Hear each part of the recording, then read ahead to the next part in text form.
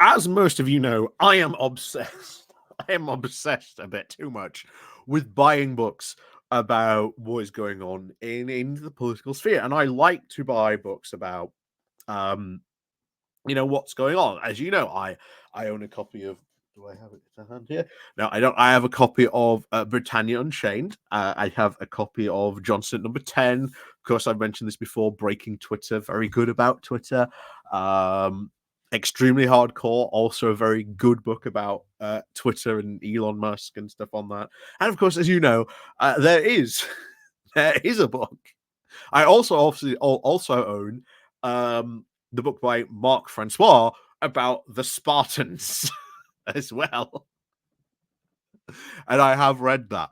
But as you know, in a couple of days' time, Liz Truss releases her new book, 10 Years to Save the West.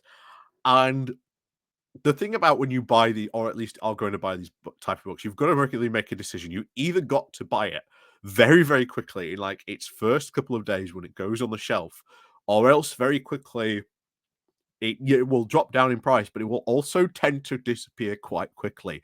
So I've really got to make a decision as to where and when I go to buy it. Do I go buy it on the first day? Do I wait a bit? Do I, so if you want to help torture me in that particular way, you can, of course, use the Buy Me Coffee link, where you can buy me coffee, or at least in this case, I'll use it to buy Liz Truss's book, or you can use the YouTube thank you button down below and tell me to buy Liz Truss's book. And of course, we will do a book club if we do that, if we achieve that, because that will be quite fun.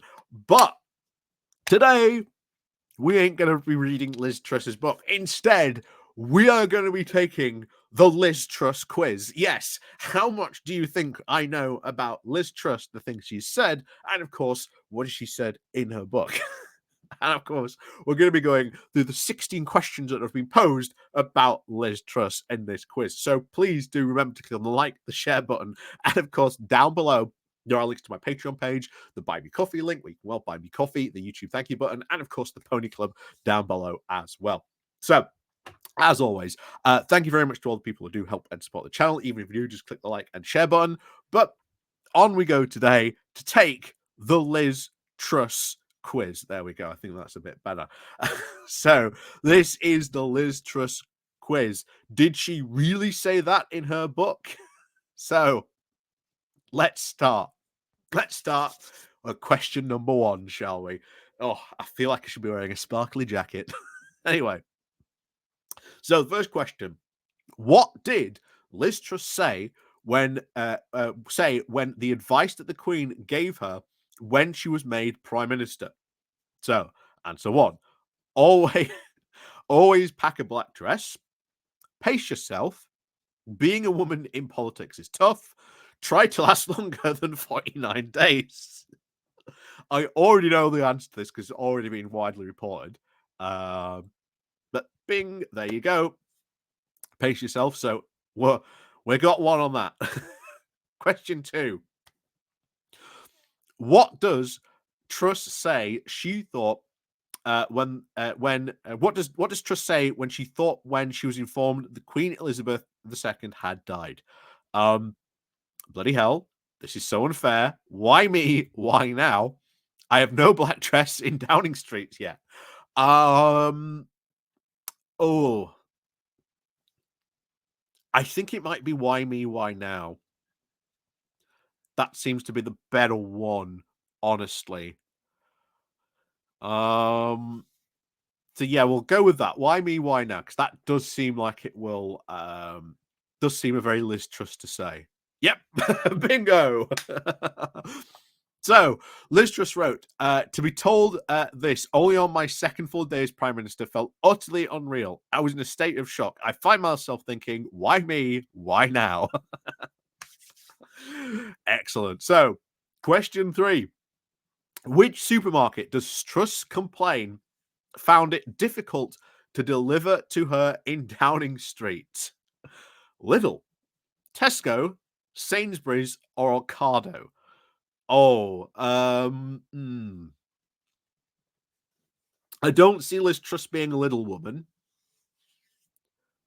So that is out. So that leaves us with Tesco, Sainsbury's, and Ocado. I think it's Ocado. I think she certainly comes across as that. So let's see what it is. Yes. So another one right. We're now three. We're now 3 for 3 at the moment. So Ocado apparently was a nightmare getting it delivered. When it finally was, nobody let her know because they didn't want to disturb the Prime Minister. So, question 4. What did Liz Truss say about the accommodation of the Prime Minister in Downing Street? Number 1, it was full of gaudy. It was gaudy and full of tat. I can believe that might be will be. I'm not sure it would be well rated on Airbnb. My cats immediately hated it and fought with Larry. I don't think she has any cats. And you wouldn't expect Emmanuel Macron to live like this. Oh, I don't think it's these two. I think it's either a choice which was it was gaudy and full of tat, or you wouldn't expect Emmanuel Macron to live like this. I think we're going to go for that. See what we put. Oh, damn. Oh, well, our first wrong one. The right one was I'm not sure it'd be well rated on Airbnb. Truss said it was surprisingly spacious, though it felt a bit soulless, she said. And Larry the cat was lovely, by the way. Oh, anyway, first wrong one. But anyway, question 5. She said her Downing Street apartment was infested with what? I like this. Mice, fleas, earwigs. The ghost of Andrew Bonar-Law, who was briefly Prime Minister from October 1922 to May of 1923, which he now takes to have been a portent of doom. I think it was fleas, I believe it was, because this was something else that was reported. Yep. Yep, fleas. In the book, she implies that it might have been down to Boris Johnson's dog Dylan having lived there. So, question 6. Who kept leaving protein shakes with their name on in the Grace and Favour and home of Liz Truss as Foreign Secretary? So, is it Dominic Raab, Gavin Williamson, James Cleverly, or Michael Gove? Oh,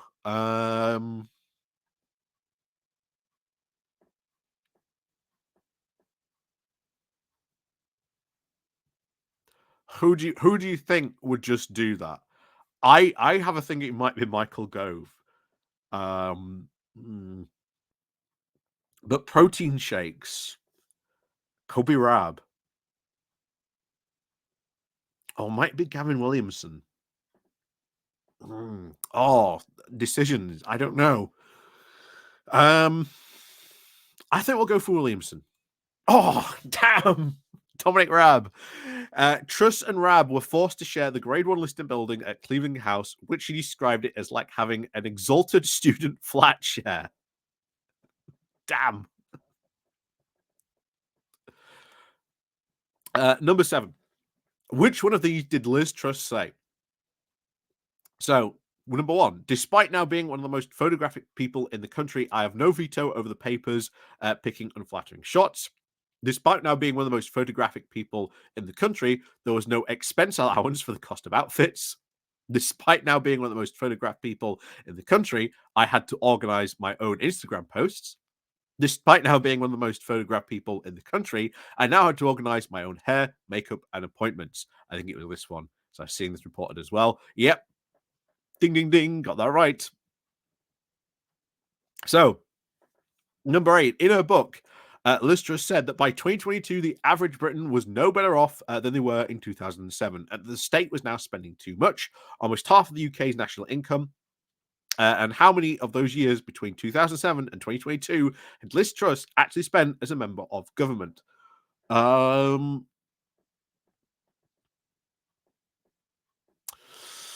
oh,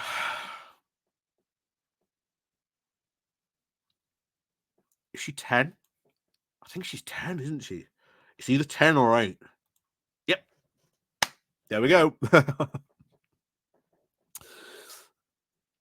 We got that one right. So number 9. Who had to pop to the shops to buy Liz Truss some cough medicine, which he said showed a lack of support that she had? Liz Truss, the husband of Liz Truss, one of Liz Truss's children, the Prime Minister's diary secretary. I think he was the diary secretary, but it's kind of shocking that her husband and one of her children did also not do that. But there you go. Bing, bing, bing. Surely everybody's worst nightmare when they are ill is to have to send one of the staff to the chemists. So, number 10. Who did Liz Truss say she mistook for Dr. Jill Biden at the UN Secretary General Assembly in 2022? The French president's wife, Brigitte Macron, the Ukrainian First Lady, Ola Zelensky, the former Prime Minister of New Zealand, Jacinda Ardern, the Prime Minister of Denmark, Mette Frederiksen. I think it would be, because you've got to think, Jill Biden's quite old, so I don't think it would be anything. I don't think you're going to mistake Jacinda Ardern, or you're going to mistake that. I think it's one of these two, and I think it's going to be Brigitte Macron.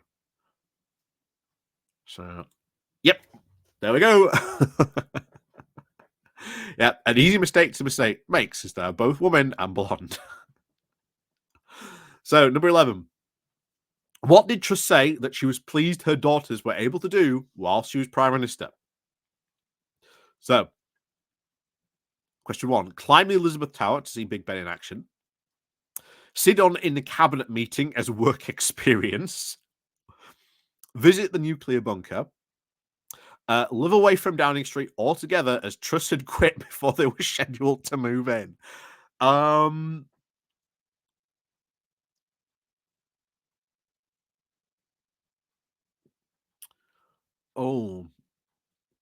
let's go with that because she was in such a short time. Oh, no. Visit the nuclear bunker.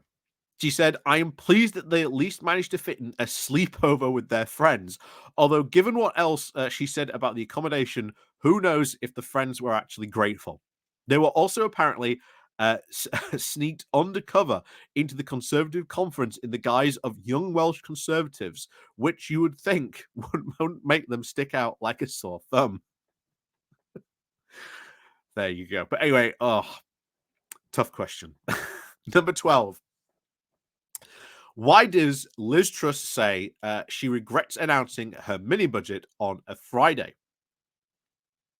So, because it couldn't be discussed on BBC's The Question Time show on a Thursday night, because it would take several days before she could address it at PMQs, because she gave her Conservative opponents a whole weekend to coordinate their opposition, because it meant she had to spend the weekend in Downing Street instead of escaping to the country. I think it would be that one. But then again, this is Liz Truss you're talking about. So, but I think that's very likely because obviously, mini budget done on a Friday gives you a whole weekend and the Conservatives to sort of go and address that. But that could also be the right question as well. We'll see what it is. Yep, bing, bing, bing. We're right on that one. So apparently, without irony, Truss observed that part of the problem we faced was a distinct shortage of expert voices supporting our agenda. Broadcasters and press alike struggled to find economists and commentators who could actually explain what we were trying to do. Yeah, no, I don't think there were any economists or commentators who could explain what you were trying to do. But there you go. Anyway, 13. So, with the economy in meltdown happening all around her and having U-turned on the 45 pence top tax rate, Liz Truss went to her first weekend at Chequers.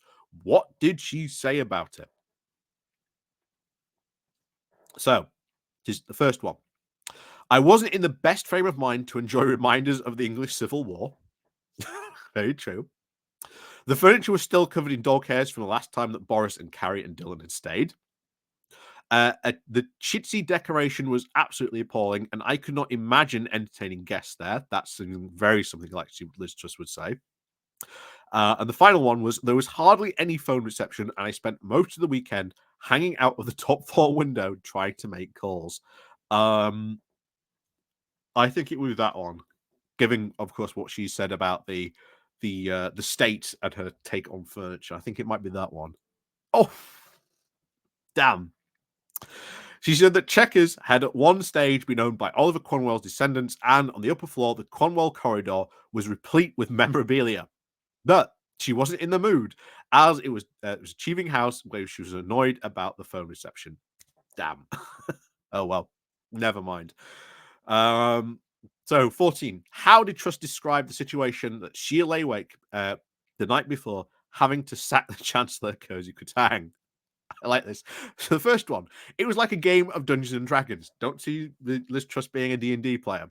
The rest of your party has fled, and you stand alone against the ogre of the economic establishment. She said it was like a game of Tetris where you start losing control, and the pieces are getting closer and closer to the top. It was like a game of Pac-Man where you won the run, and you've run out of power pills, and the ghosts are closing in. It's like a game of Space Invaders where the bunkers are crumbled, and all the aliens have sped right up. Oh, what game do we think Liz Truss is? I think she's a Tetris player. I think it has to be definitely like that, but we'll see.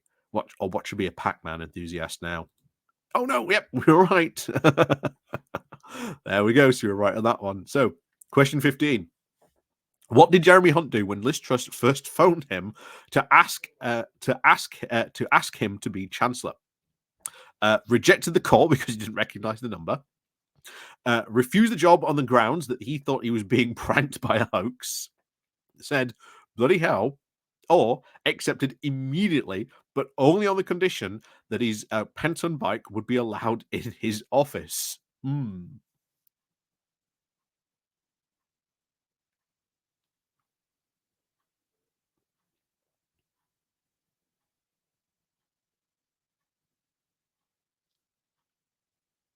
I think he'll have accepted immediately. I think that one would be it. But what should be something else? Oh, damn. Oh, I knew I should have gone with that. Yep. She did earlier in the book suggest that she hadn't made many friends in politics. Anyway, and the final one, 16. So, how did Liz Truss describe the experience of resigning as Prime Minister just after 49 days in charge? So, first one, it was the culmination of decades of liberal establishment taking control of all the organs of our great nation. I think it's that one straight away. Just another dramatic moment in a very strange film in which I had somehow been cast. Childbirth, except the most painful moment of my life. A humiliation so profound that it caused me to retire from public life. Well, it's not that one. And devote the rest of my time on earth to helping good causes. Well, it's certainly not that one. I think it's that one. Oh, damn. Damn, we missed out on that one. Yep, so it was somehow cast as Prime Minister. What a way to describe your own career. So we got 10 out of 16. What a sobering experience for all concerned. Very, very, very true indeed. Very, very true indeed. But anyway, that was the Liz Truss quiz. I got 10 out of 16. Let me know what you got for your questions, but leave it down below in the comments. But I think that was quite somewhat respectable. Like I say, sometimes you have to sort of guess what Liz Truss had said or something like that. But anyway, yeah, that's sort of a preview into Liz Truss's Liz Truss's book.